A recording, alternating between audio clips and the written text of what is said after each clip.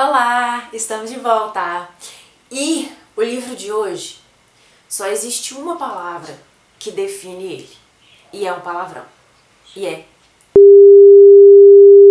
que livro é esse?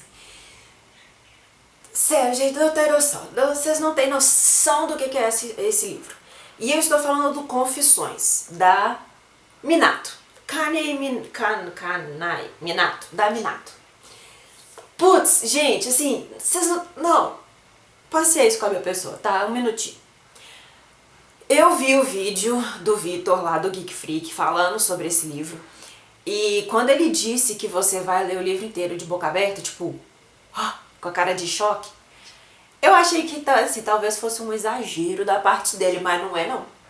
Não é. Desde a primeira página, assim, do desenrolar ali das primeiras páginas, você já vai ficar absolutamente envolvido na história.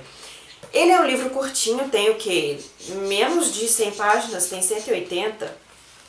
Você vai ler isso numa sentada só, eu te garanto.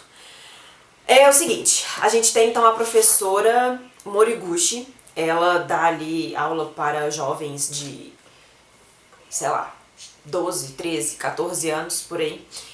E a gente começa, o primeiro capítulo os capítulos eles são intercalados, eu não tô conseguindo nem falar. Mas os capítulos são intercalados e, né, cada um vai ser narrado por um personagem diferente, o que traz uma dinâmica muito bacana pro livro, né, porque a gente tem a mesma história narrada sobre perspectivas diferentes e a gente vai ter o background desses personagens, né, o que levou cada um a agir daquela maneira específica. A gente começa então com a professora Moriguchi, e ela está contando, assim, é o último dia de aula dela, né, na escola, e ela resolve bater um papo ali com os alunos. E o tema principal, né, dessa conversa é a filhinha dela, a Manami, uma menininha de 4 anos que infelizmente foi encontrada morta na piscina da escola alguns meses antes. E a professora vai contar ali, né, o relacionamento com o pai da criança, vai contar o relacionamento dela própria, né, com a criança, o motivo pelo qual ela levava a menininha que nem estudava ali naquela escola e o que ela estava fazendo lá, né, aquele dia, o dia do acidente. E ela vai falar que ela sabe, ela tem plena consciência de que a morte da filhinha dela não foi acidental, como foi declarado pela polícia, né, pelas investigações. Ela sabe que a filhinha dela foi assassinada e que os assassinos, 2 específicos, são da sala dela, são os alunos dela. E aí já no primeiro capítulo você já fica assim, ó, o que está acontecendo, meu Deus do céu? E aí a professora, ela vai tramar ali um plano de vingança para esses alunos.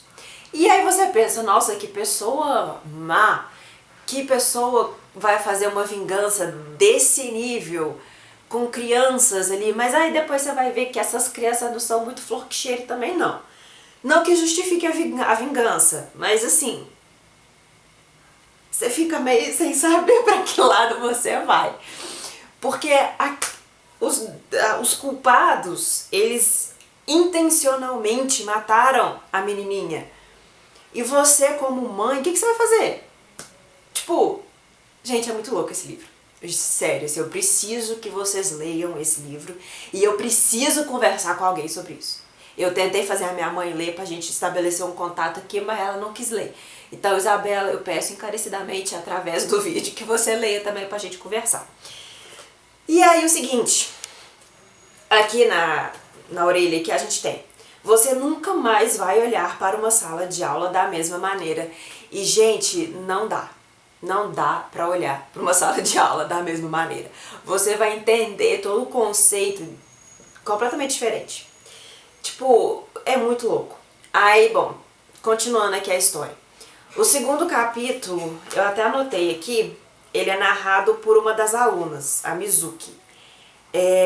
Ela vai ter uma relação direta, não só com a professora, mas com um dos assassinos.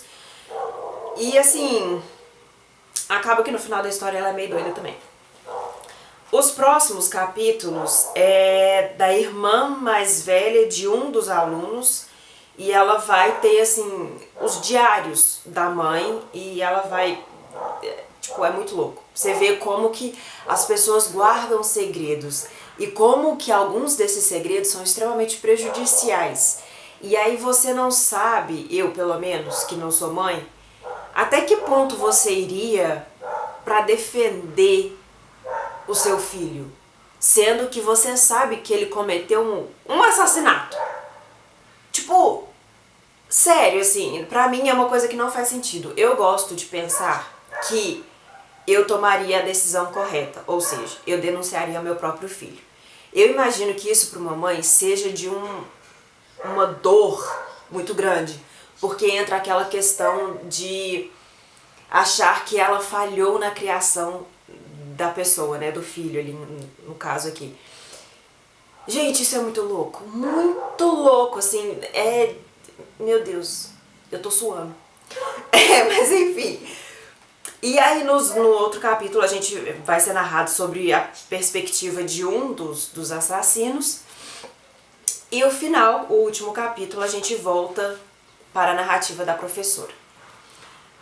E assim, o desfecho dessa história, quando você pensa que, tipo, não poderia ficar pior, fica. Quando você acha que não vai ficar mais louco, fica. E é assim, é cada um pior que o outro, assim. Mas eu falo, o pior que eu falo, é claro que existe, assim, essa questão do assassinato e tudo mais, isso é ruim, obviamente. Mas é muito mirabolante, sabe? Assim, gente, eu não tô conseguindo falar, tá muito louco isso.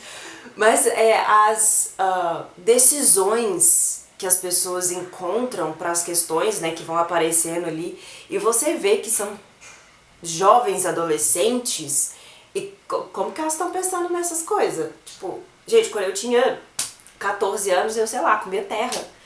Sabe? Tipo, não faz sentido. Enfim, gente, por favor.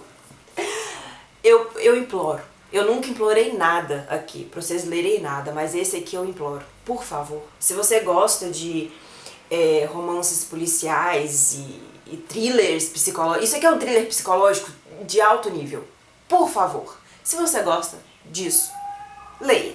Apenas leia e depois vem aqui comentar pra mim. Por favor. Eu espero que vocês tenham gostado. Até o próximo.